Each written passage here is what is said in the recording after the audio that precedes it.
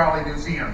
When I think about the Trolley Museum and our county, it's really about the volunteers and visitors that make this special. So I want to begin by thanking all the volunteers that have worked tirelessly and effortlessly on this project to make sure it came to fruition. And also thank you to you, the visitors, for being with us today. You know, tourism in Washington County is a nearly $600 million a year business and employs 5,300 people. But again, it's about our visitors and our community coming together to celebrate great moments like this. I'd also like to take a quick moment and thank my good friend David Caligiuri, who'll be introduced in a moment, for being here. I've known David for over 30 years, true partner in our community, and this wouldn't have been possible without the efforts of his dad, Mayor Caligiuri, long ago.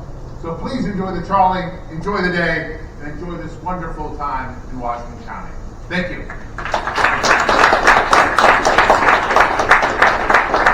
Thank you, Jeff, and thank you for all that you and your staff do for Washington County.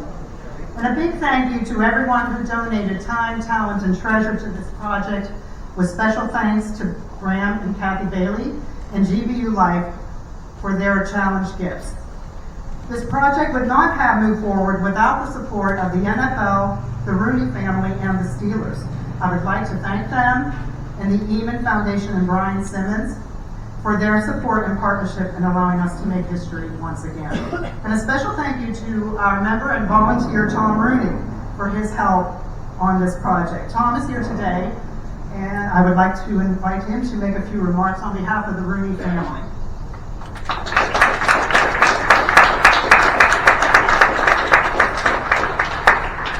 Thank you, Janine. I brought a very special guest with me today, Jim Jones, a retired streetcar driver who actually drove our streetcar today. So Jim, if you're here, raise your hand. We're glad to have you here. Jim, oh, there he is.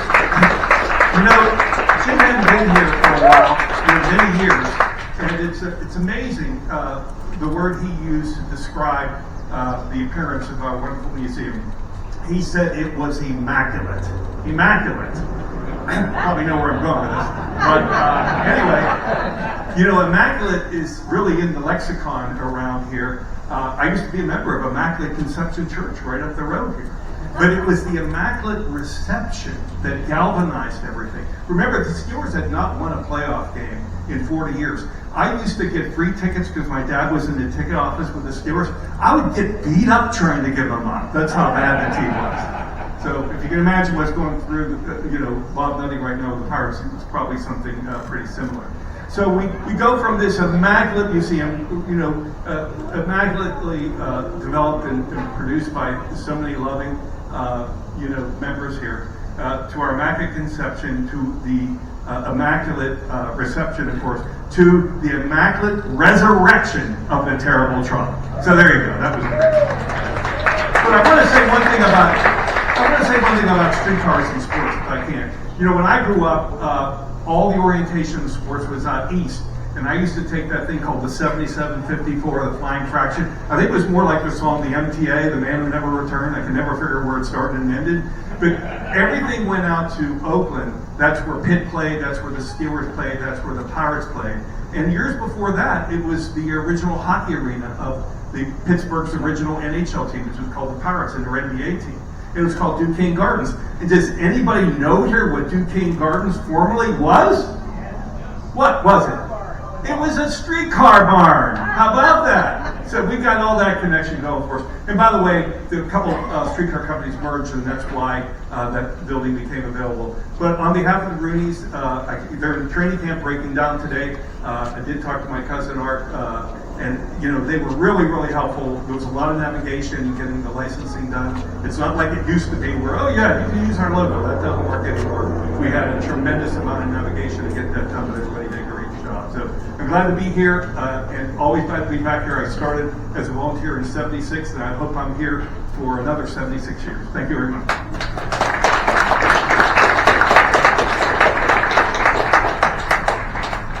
Thank you so much, Tom, and thanks again to the Rooney family and the Steelers. We have two very special guests here, two great supporters of our museum. They're very busy these days, but they took time out to be with us today. So I would like to welcome Senator Camera Bacalata and Representative Jason Ortitai to come up here with us, offer a few words if you would like, because we're going to get ready to roll this car out soon.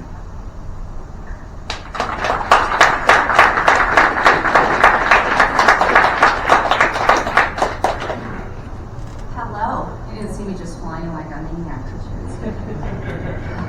All this discussion this afternoon, so I've got to scramble the minute I'm out of here and driving all the way to Harrisburg. But there was no way I was going to miss this. This literally is one of my all-time favorite locations in Washington County. But I wanted to say just a few words because of today. I don't know if you can see that. Woohoo. Before I start. All right. There we go.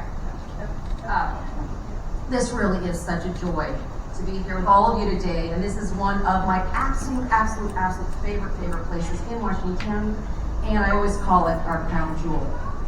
I want to thank the museum's leadership, its volunteers, and every single supporter who has worked so hard to make today possible. Thank you for your dedication to keeping our history alive and giving us a new way to celebrate our Super Steelers. This is more than just preserving a streetcar. You have preserved a story, a memory, and part of who we are. It's a perfect blend of two Western Pennsylvania icons, the storied trolley lines and the Pittsburgh Steelers. You have to imagine that the Steelers' legendary owner, the Chief, are on the trolley. I have to admit, I grew up on the West Coast during the Steelers' glory years of the 70s, but even from thousands of miles away, I was aware of their greatness. When I moved to the Mon Valley in the 80s, that admiration turned into a lifelong love.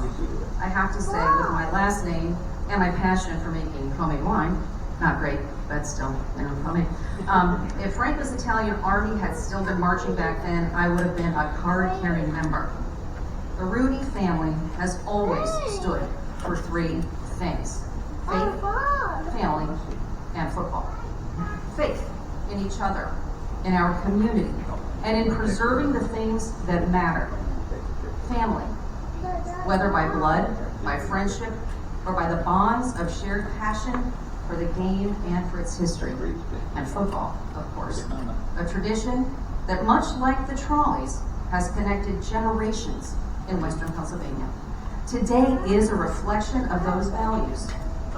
This restored terrible trolley is proof that when we believe in something, work together, and honor our traditions, we can keep it alive for the next generation. Bring your family, your friends, your neighbors, and come see the terrible trolley, because history is meant to be experienced, pride is meant to be shared, and days like this remind us of just how special it is to call this place home. Thank you.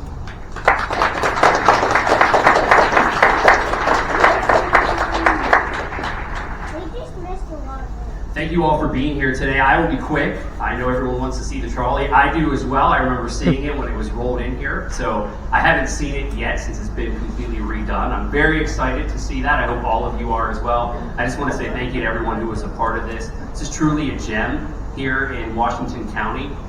Proud to represent this area as well. And I'm looking forward to all of the new visitors we're going to get just to see this trolley in action. So let's go Steelers.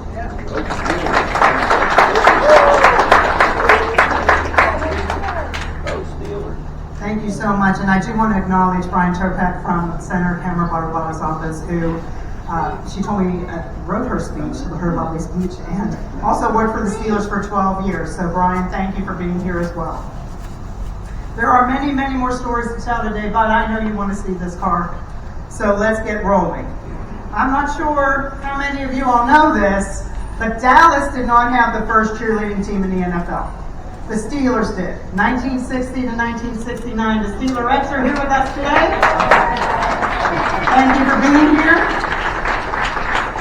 We're going to hold up a banner.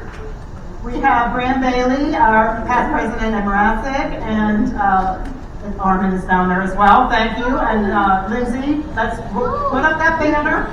And all right, you're at a pep rally. This is a pep rally.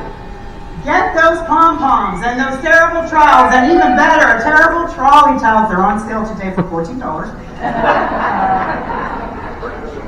And okay, on the count, we're going to do a count. All right, 10, 9, 8, 7, 6, 5, 4, 3, 2, 1.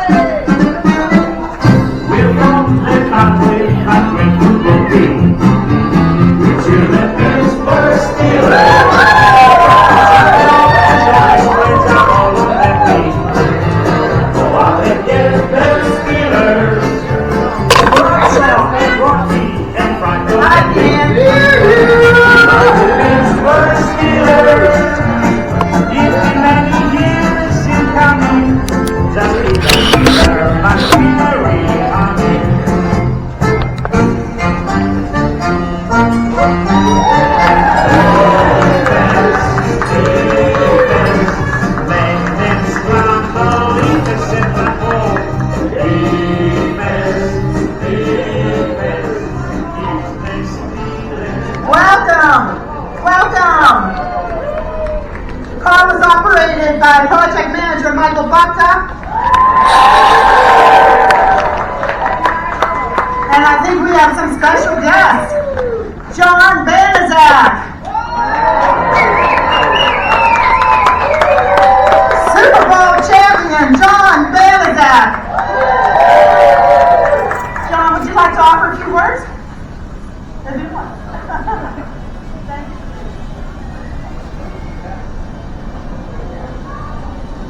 Good morning, everyone. This is absolutely an honor for me to be here, riding in on the Steeler trolley. It's just an amazing, it's an amazing trolley. Okay, I really should have worn a jersey. Okay, my number was 76. Okay, and it's just amazing how many years ago that was, and how many years ago the original Steeler trolley rolled out. But the revamped one is absolutely amazing, and thank you all for showing up. We're having it's going to be a great tribute and a place for an awful lot of people to visit. So thank you very much.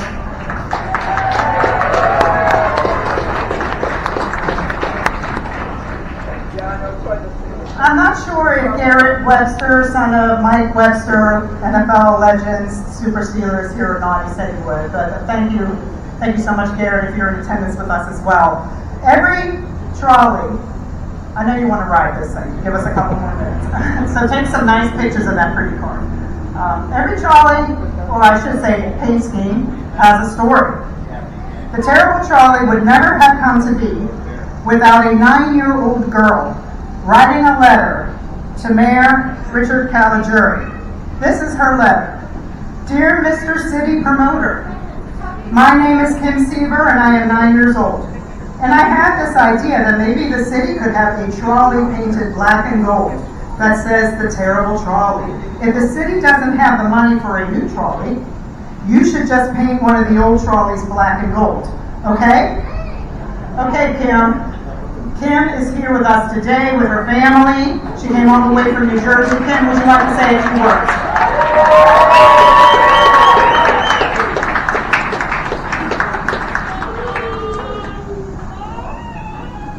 Hey everybody. I want to start by saying thank you to the people of the Trolley Museum who made this possible. I'm completely amazed that this has happened. I never knew that it was my letter that actually caused the terrible trolley to become a reality, and now 45 years later, here we are. This is so awesome. I wasn't even a huge fan of football at the time. I thought the coolest thing about the Steelers was that Lynn Swann did ballet on Mr. Rogers on Jersey Ted, and the fight song was a polka, which we just heard. So in Pittsburgh, you don't have to know about football to understand that it's a really big deal. And after Myron Cope invented the terrible towel, it seemed like everything in Pittsburgh started becoming the terrible version of itself. We had the terrible awning, the terrible trash can, the terrible telephone pole. And so I thought, why not a terrible trolley? And I asked my grandma about it, and she said I should write a letter to the mayor, so I did. And all this time later, here we are. So this is such a great Pittsburgh moment. It's really started as a little kid with a big idea that was inspired by the community's love for the Steelers, and now it's been brought full circle by this amazing team who brought it all back to life. So thank you to the Trolley Museum, and thank you to everyone who came out to see the trolley ride again today. Thank you, Kim. So happy you were here with us to celebrate this.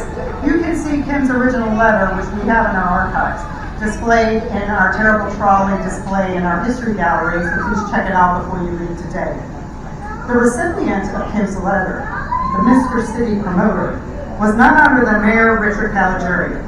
Mayor Caligiuri was a popular and influential person, a visionary and a Renaissance man behind Pittsburgh's second Renaissance that saw massive urban improvements after our region's manufacturing losses. I was a young person at that time, and I remember those times, and Mayor Caligiuri breathed life into the city. I am honored that his son, David Caligiuri, as mentioned, is here with us today. David?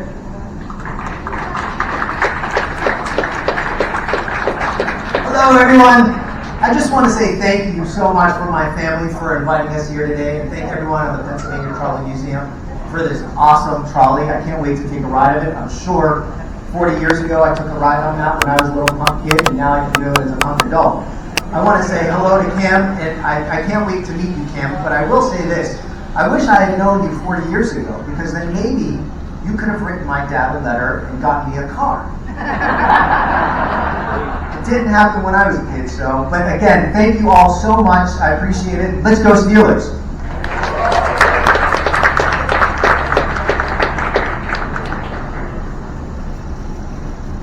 1713 was actually built in 1949, long before any Super Bowl win. Here to talk about the car's history is Pennsylvania Trolley Museum's Manager of Restoration, Bruce Wells, another one of our amazing volunteers who's actually been here since his teens. And if Bruce doesn't know it, nobody knows it.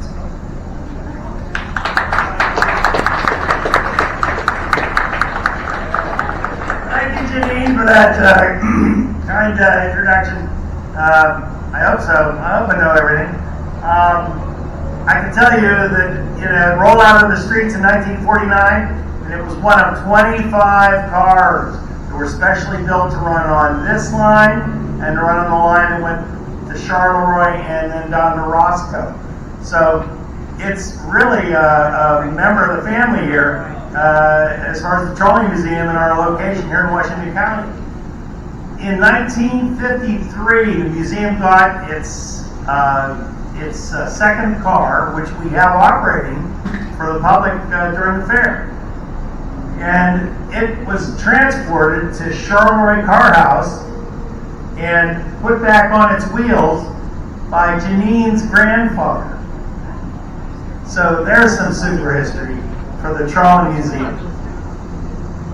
At Charleroi Car House, the day that they got the car ready to run into Pittsburgh and be stored at Ingram Car Barn for the eventual movement to Pittsburgh, or to Washington, PA, Washington County.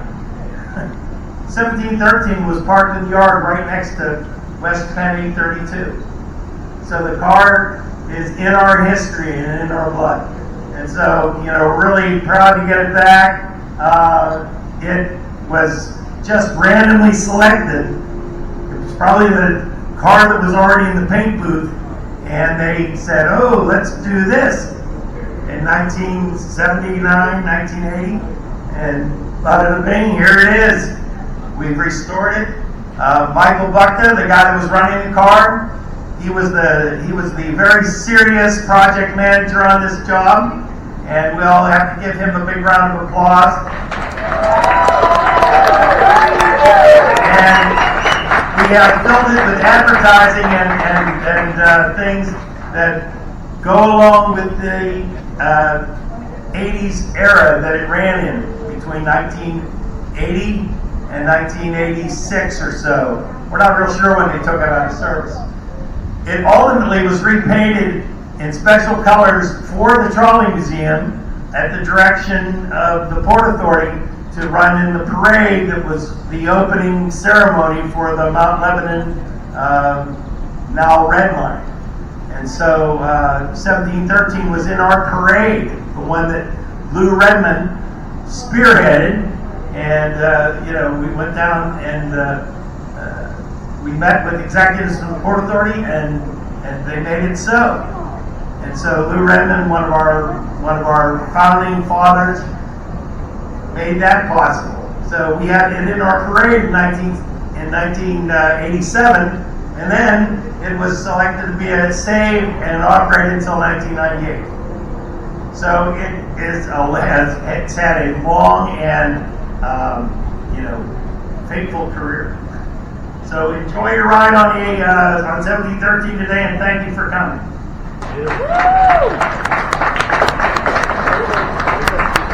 Many thanks, Bruce, and I'd be remiss if I didn't tell you, the museum has been around since 1954, open to the public in 63, and we are very proud to be a partner with that Bruce mentioned come about. So we're a proud member of this community. I also want to acknowledge a couple of people from Pittsburgh Regional Transit, the successor company for the Port Authority, who made this happen. We have a very good, long-standing, wonderful relationship with Port Authority, now PRT. I saw earlier Chuck O'Calla is here, as well as Bill Millar. Bill Millar was CEO of the Port Authority from 1984 to 1996, but Bill is the one that when the memo came from Mayor Caligiuri, Bill ran down in the direction of his boss and made sure that car was painted. So Bill, thank you for being here today. I would also like to thank you, Bill. Also want to acknowledge Keith Zagowski, who is the son of Chester Zagowski. Chester Zagowski is the employee of the Port Authority that came up with this beautiful scheme, the idea of where those decals would be placed on this car. We have a wonderful oral history from Chester. You can see it today. But Keith, thank you for being here. We have another person here who operated this car back in the day. He is our longtime member and volunteer, Joe Brantner. Joe, thank you for being here. And ask Joe for any story about the car that you'd like. He said everybody wanted to operate this car when it was in service because it was great, right? It was a Super 17 and it was a super ride. So thank you so much, Joe. 1713 was acquired by our museum in 2023. It arrived here on May 31st of that year. And of course, there's a story behind that acquisition. So to tell that story, which will amaze you, is our Ambassador Emeritus, our former Executive Director, Scott Becker. Thank you, Janine. What a great day this is. It's funny how this project got started. It was actually by chance. So back in February 2023, we got a phone call from Sean Seaman at KDK TV. And Sean was producer for a TV show on Saturdays called Fan Nation. And he wanted to feature the terrible trolley because of its connection with the Steelers. So I wanted to get more information about it. And so I went to Bruce Wells, our go-to, and he told me he had photos of it, but he also said, that car's still around. And I said, really? I said, yeah, it's out in Ohio. It's owned by Ed Miller, a private trolley collector, and I think he wants to find it a new home. So I called Ed, and Ed said, oh, it's funny you called. I just sold the land and the building it's in, and I need to find it a home. So lo and behold, we made a deal to move it out here. And moving it out here wasn't easy, but we were very fortunate. We talked to Brownlee Transportation, And Brian Kentor was there at the time, and he worked out a way to move it very efficiently and inexpensively for us. Brian's back there. Thank you, Brian.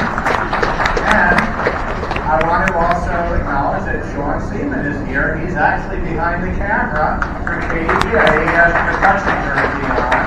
And I have to say something about KDK TV because not only did they spark this project, but they've stayed with it all along the way. So they were here on May 31st, 2023 when the car arrived. We did an extensive filming of it. Sean was here for that. And then they came out and did interview reports since then. So they've really embraced this project, and I just want to tip my hat to Sean and KDKA and all the people that have come together to make this possible.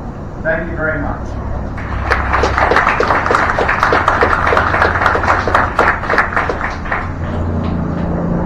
Thank you, Scott. And at this time, I would like to acknowledge our wonderful Pennsylvania Trolley Museum Board of Trustees, many of whom are here today. Michael Penwood, President, Jack Denby, Vice President, Jim Harrington, Treasurer, Larissa Gula, Secretary, Ed Morasic, immediate past President, Barry Baker, Catherine Black, Jenny Baucus, Jeff King, Dave Moffett, Art Rosino, Jennifer Schaefer, Laura Wells, Ray Betts, and Mike Fesco. Please give them a round of applause.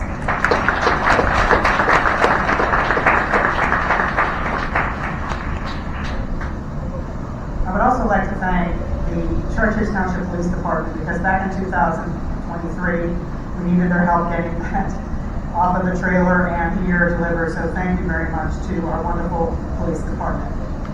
A restoration of a streetcar can take 5, 10, or more years. This car was restored in a little over 2 years. That is amazing. It is because of the efforts of our volunteer and paid staff that this happened, that this car is presented to you today. And when I say that they are all amazing, I mean it. Over 7,000 hours went into this car. Here to talk about the restoration process and to acknowledge everyone who worked on the car is Michael Bata.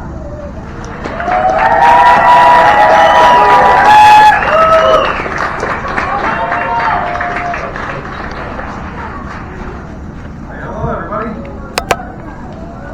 All right. Good morning, everyone. Thank you all for being here to celebrate the debut of Sheriff Trolley here at the Pennsylvania Trolley Museum. As Jenny said, my name is Michael Bata. I am the Trolley Restoration Project Manager of the museum and the project manager of this car's restoration. And what a project indeed. This to say that this project was challenging, driven, and intense would be a gross understatement. From when we acquired the car in our collection just over 2 years ago to now, this car has truly transformed into an icon, much like it did 45 years ago. This all started with what was going to be a year-running paint job project, but as we got underneath and really started inspecting and diving in, we realized 1713 was going to do a lot more than that. From just the outside, most looked good and most looked in rather good shape. Well, we got to work immediately. And this was one of those, we really owe it to the car from all the history it's been through. The museum, the preserver, who actually held on to the car all these years, and the city of Pittsburgh to give it the attention and time it deserves and needs. Starting with the frame and the structural elements. After we wrote up the plan and it was approved by our board, we started cutting new steel and welding in replacements where the steel has been deteriorated over the years. We needle scaled, wire mill the entire underside of the car, treated with a rust-inhibitive solution that converts the oxidation process to protect the surface. Unfortunately, in any restoration, in some areas where the floor met the side sills, it rusted through so far that we had no choice but to replace it. This level of corrosion was what led us to removing the floor in the first place. We knew once we started this, there would be no turning back. After replacing nearly all the floor sill with new metal, we picked through the other areas as well. In efforts to be as efficient as possible with our time, there was a group of people working on electrical circuits, the wiring, some of the body work, and control equipment that actually makes the car operate, all while other tasks are being going on around the car and happening simultaneously. Keep in mind that this whole time that we were working so far, that we were tracking down and gathering all the pieces and parts the car had when it was in service, but were removed later on in its life as it continued in service with upgrades, and then further in preservation. Such things as the flag holders on the front of the car, which may seem like a small detail, but they were there, and as you can see, they added a ton to the car and allow us to fly our wonderful flags up.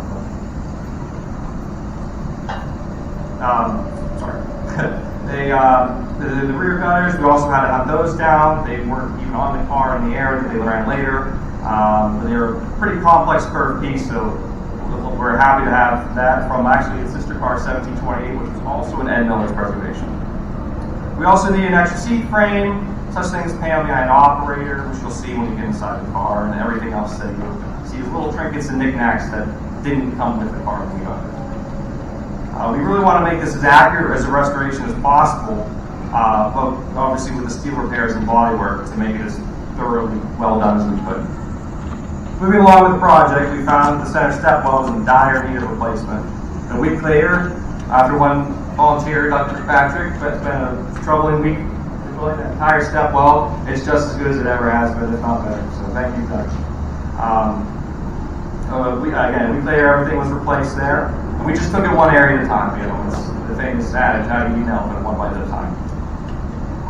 All was rebuilt, a lot of sheet metal work. All around the front of the operator platform area, the control boxes inside the car, basically everywhere where the wall meets the floor, where water can collect, and where salt can also collect in them too. And of course, that just eats away steel. And the entire car up to the floor is steel, so there you go.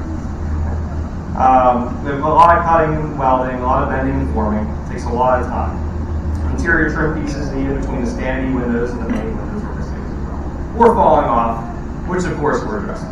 But all that is still not even scratching the surface of what was done with sheet metal underneath the car.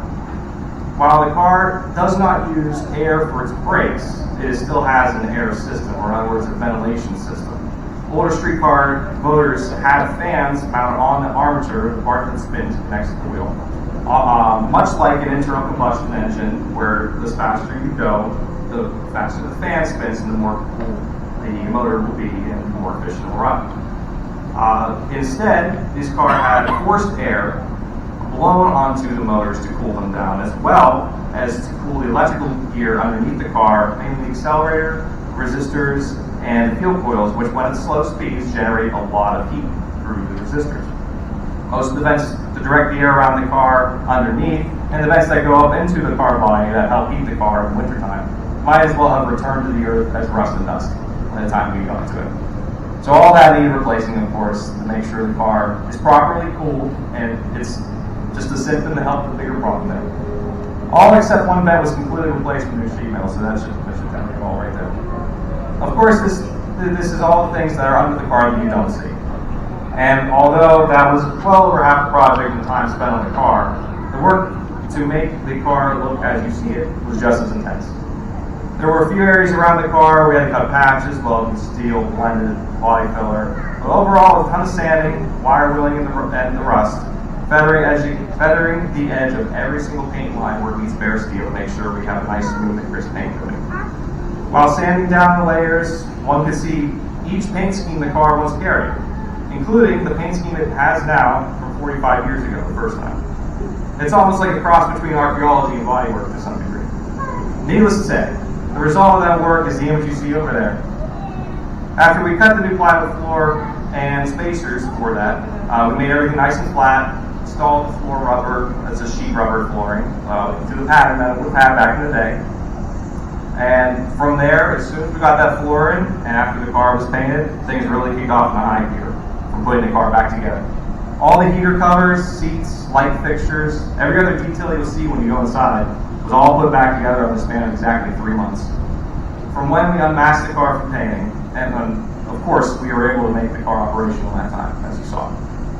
This was no easy task, of course. Hours upon hours went into this project, and I'd like to go through and recognize all the people who put their time into this car to make it a truly beautiful restoration and brought back this icon to life. If those that I recognize are here, please stand or wave your hand or something so we can acknowledge you. Fred Cooley, Don Bailey, Don Lodick, Artie Ellis, Kim Freihaller, Kevin Zedley, Ralph Saccone, Jeff King, Dom Frizzy, Tim Gump, Mark Hall, Howard Harris, Jack Jost, Aiden Kenlick, Bear Kenlick, Douglas Kirkpatrick, Gary Molaskowitz, Louis Mariano, Bo Miller, Devin Mooney, Bernie Orient, Nevin Regal, Art Rosino, Roy Scandal, Tim Sheffield, Mark Sputney, Bruce Wells, Sarah Wells, and Laura Wells. So that about wraps up. Thank you all for being here today, celebrating for all this amazing car, and for all your hard work and the volunteers that made this happen. Now that this joke has never been made before, but you all may look truly terrible. Thank you. I want everyone to please give Michael, and I want everybody who was involved in this car to please stand up and please give them a hearty round of applause.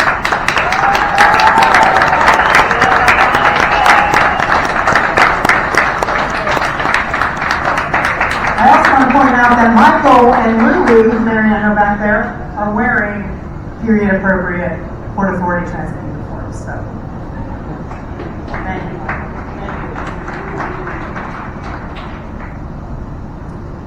So, as past president Ed Mrazek once said, sometimes the paint job makes all the difference.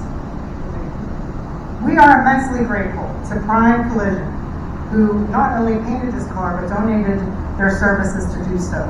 I know you will agree with me that this is a beautiful car. Gary Flannery from Prime is here, and I'd like him to please give some remarks.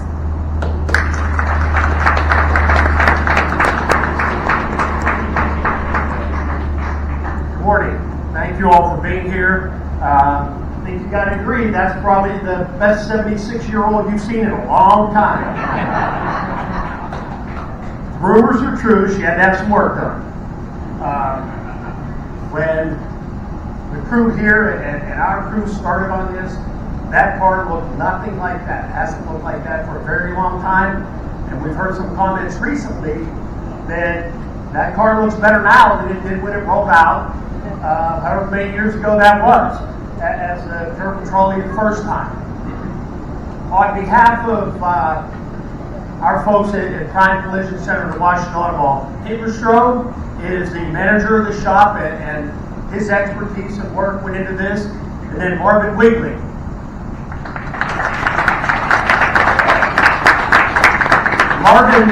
Marvin did the actual painting. We had 6 or 7 other people that put in a considerable amount of time also. These are folks that really knew nothing about the Trolley Museum, weren't a part of this until this came up, and that's the kind of things that we feel communities need. It amazes me every time I talk to Scott Becker and he tells me how many volunteer hours that they get from people. This organization, there's a lot to be commended that goes on over here.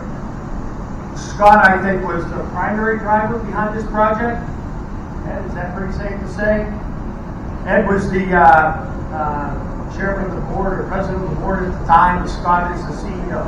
But thank you very much. We love what this represents. We're happy to be a part of it. Thank you.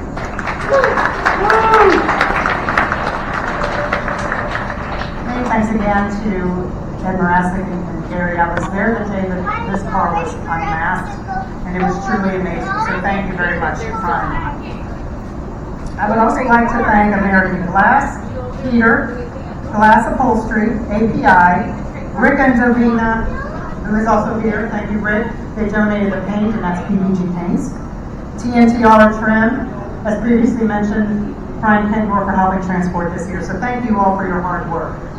Finally, a big thank you to Mike and Jessica Henley, Power Republic, and their crew here that's capturing all of this for posterity.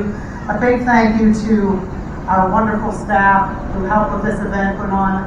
I couldn't do this without you. Thank you so much. And now, it's time to take our first rides on this magnificent streetcar. But before we do so, we're going to get a few photos first. So I'd like, first of all, let's get Michael. And then I'm going to invite other people to come up. But I want to thank you all for being here on this amazing day. Please come back and visit us again. Ride the terrible trolley. Enjoy your time here at the Pennsylvania Trolley Museum. Thank you.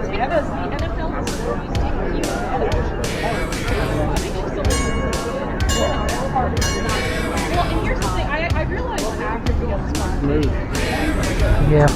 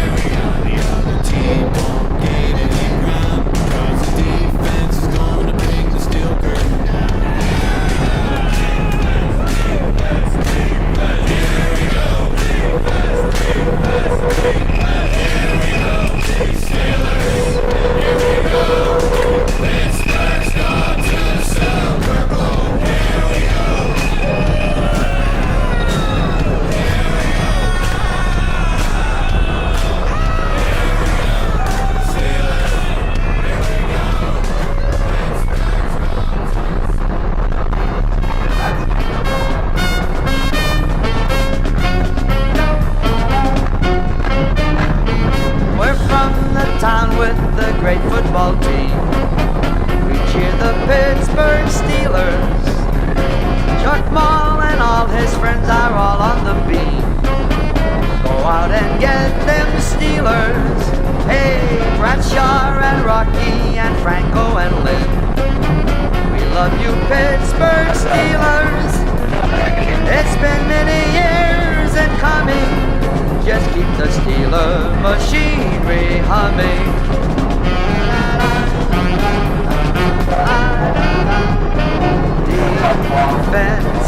Defense, make them scramble, intercept the ball.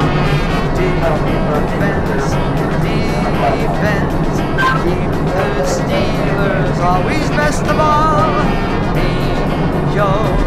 Mean Joe, do your thing against the other team. He's so tough from year to year, we're so glad he's playing here. Now join with me and sing the Steeler cheer.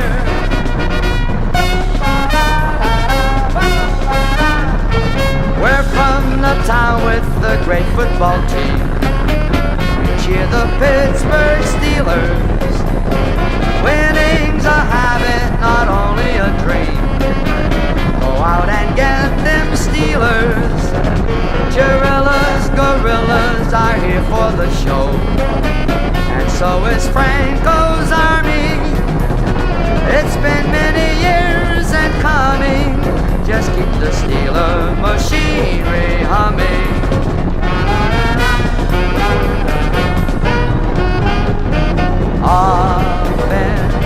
Offense, take the football all the way up the field. Offense, let's score and never yield. Franco, can you believe we're having a running game? The Steelers are so great and so hard to overrate. Good things will come to those who work and wait.